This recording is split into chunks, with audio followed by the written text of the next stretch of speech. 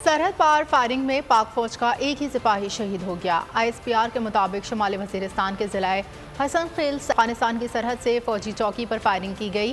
पाक फौज के जवानों ने फायरिंग का भरपूर जवाब दिया। फायरिंग के तबादले के दौरान पाक फौज का एक सिपाही असिस्टेंट लांस दफातर वकार अली शहीद हो गया।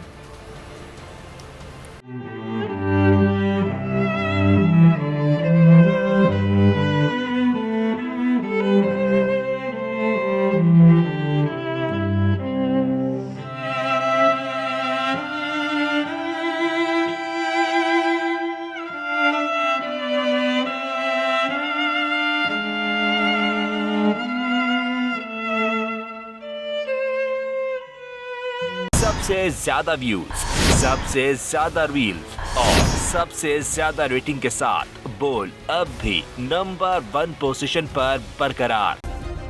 सब्सक्राइब करें और बेल दबाएं ताकि कोई खबर रह न जाए।